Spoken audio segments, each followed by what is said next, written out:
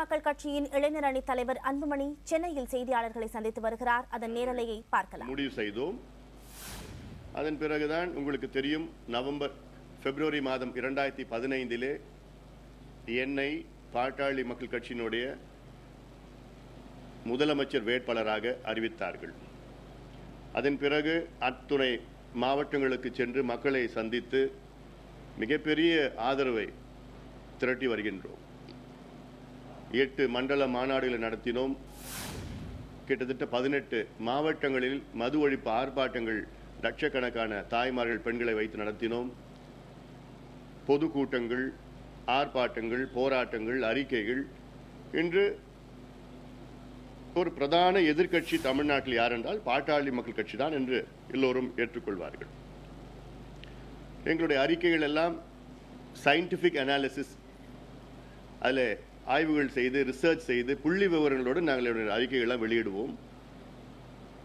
அரசு செய்கின்ற தவறுகளை வெளிப்படுத்துவது நாங்கள் தான் முதலிடம். தேர்தல் அறிக்கையை நாங்கள் தான் முதலில் வெளியிட்டோம். அதன் பிறகு பல மாவட்டங்களுக்கு சென்று அதையெல்லாம் மக்களுக்கு சொல்லி வருகின்றோம். இந்த சென்னை வி வாண்ட் கேம்பெயின் 3 நாட்கள் சென்னையிலே நடத்தினோம். மிகப்பெரிய ஆதரவு அதற்கு வந்து கொண்டிருக்கிறது.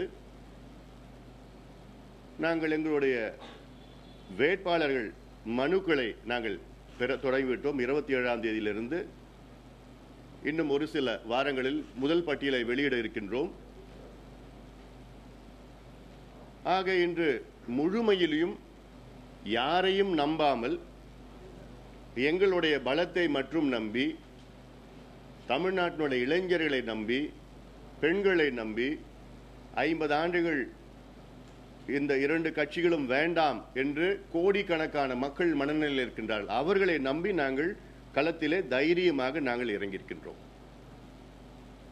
எங்களுடைய வளர்ச்சியை பார்த்து இந்த 2 கட்சிகளும் பயந்து இருக்கின்றார்கள். எப்படியாவது எங்களுக்கு பேரை கெடுக்க வேண்டும், அவதூறுகளை பரப்ப வேண்டும், இப்படி பரப்பிக் கொண்டிருக்கின்றார்கள். இது நல்லதுக்கு கிடையாது. அது மட்டுமில்ல, 66 வயதுள்ள திமுக இன்று தனியாக தேர்தலில் போட்டியிட பயந்து கொண்டிருக்கிறது, நடுங்கிக் கொண்டிருக்கிறது. 44 வயது உள்ள அண்ணா திமுக அதுவும் இந்த நிலைமையில் தான் இருக்கிறது. யாரும் எங்களுக்கு வேண்டாம் என்று சொன்ன ஜெயலலிதா அவர்கள் இப்பொழுது கூட்டணி பற்றி முடிவு செய்வோம் என்று சொல்லியிருக்கின்றார். ஆக சட்டமன்றத்திலே ஒரு சில நாட்களுக்கு முன்பு விவாதம் நடந்தது. ஸ்டாலின் அவர்களும் துரைமுருகன் அவர்களும் ஓ பன்னீர்செல்வம் அமைச்சர்களுக்கும் விவாதம். உங்களுக்கு தனியாக போட்டியிட தயாரா, தைரியம் இருக்கிறதா என்று இருவரும் விவாதம் செய்தார்கள். நான் இருவரும் கேட்கின்ற கேள்வி, திமுகவுக்கும் அண்ணா திமுகவுக்கும் தனியாக போட்டியிட தைரியம் இருக்கிறதா, திராணி இருக்கிறதா? எங்களுக்கு இருக்கிறது, பாட்டாளி மக்கள் கட்சிக்கு இருக்கிறது, உங்களுக்கு இருக்கிறதா? அடுத்தது, இங்கே எதிர்க்கட்சி தலைவர், ஒரு எதிர்க்கட்சி தலைவர், அது மக்கள் கொடுத்த மிகப்பெரிய ஒரு பொறுப்பு, பதவி. அது கான்ஸ்டிடியூஷனல் போஸ்ட். அது கிட்டத்தட்ட கேபினெட் அந்தஸ்துக்கு சமமான ஒரு நிலைப்பாடு. ஒரு எதிர்க்கட்சி தலைவருடைய பொறுப்பை வைத்து எதிர்க்கட்சி தலைவர், தமிழ்நாட்டில் எதிர்க்கட்சி தலைவர், தமிழ்நாட்டுக்கு கடந்த 5 ஆண்டு காலத்திலே ஒரு துரும்பு கூட செய்யவில்லை. 4.5 ஆண்டு காலமாக உறங்கிக் கொண்டிருந்த அவர் இன்று தேர்தல் வந்துவிட்டது என்று விழித்துக் கொண்டிருக்கின்றார். சட்டமன்றத்திற்கு செல்வது கிடையாது,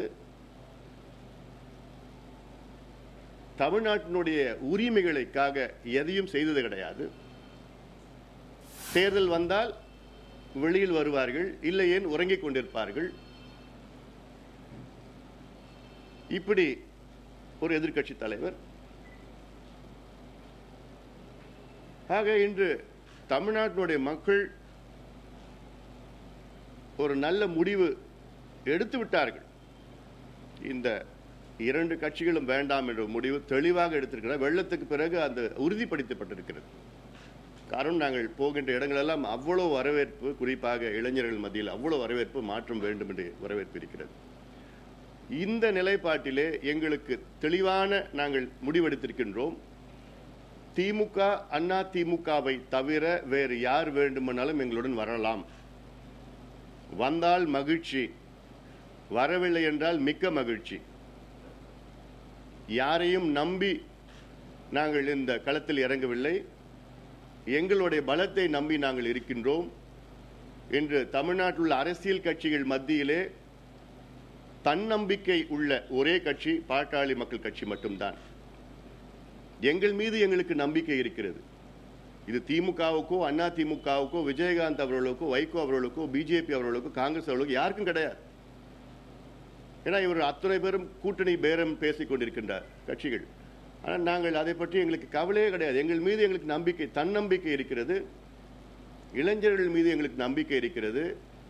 பெண்கள் மீது, தாய்மார்கள் மீது மாற்றம் வேண்டும் என்று கோடிக்கணக்கான மக்கள் மீது அந்த நம்பிக்கையில் தான் இந்த முடிவை நாங்கள் எடுத்து நாங்கள் களத்தில் இருக்கின்றோம். ஆக எங்களை பற்றி தேவையில்லாத அவதூறுகளை தயவு செய்து பரப்பாதீர்கள். அப்படி உங்கள் பத்திரிகைகள் போட வேண்டும், உங்களோட தொலைக்காட்சியில் பேச வேண்டும் என்றால் எங்களிடம் கேளுங்கள், விளக்கம் கேளுங்கள். கேட்டு பிறகு நீங்கள் போடுங்கள். இப்படி இவங்களுக்கு இத்தனை சீட்டு, அவங்களுக்கு அத்தனை சீட்டுனா இது வந்து ஒரு மெலிஷியஸ் ஆர்டிக்கல். இது வேண்டுமென்றே ஒரு அவதூறை பரப்புகின்ற ஒரு ஆர்டிக்கல். ஆக இதில் தெளிவுபடுத்துகிறோம். அதற்கு முன்பு மற்றொரு செய்தித்தாள் ஹிந்து, விஜயகாந்த் அவர்கள் SVS அந்த இயற்கை கல்லூரி, மருத்துவக் கல்லூரி, விழுப்புரம் மாவட்டத்தில் உள்ள கல்லூரிக்கு நான் தவறுதலாக, முறைகேடாக அனுமதி கொடுத்தேன் என்று ஒரு புகாரை ஹிந்து பத்திரிகை மூலமாக வெளியிட்டார்கள். அது அந்த செய்தியை பார்த்தாலே தெரியும், அதோ பேரை அசிங்கப்படுத்தணும்னு ஒரு செய்தி. அது பேரை போட்டு, அதாவது ஒரு இன்வெஸ்டிகேட்டிவ் ஜேர்னலிஸ்ட், அது ஹிந்து பத்திரிகை, இதெல்லாம் 100 ஆண்டுகளுக்கு மேல் உள்ள ஒரு பத்திரிகை. அது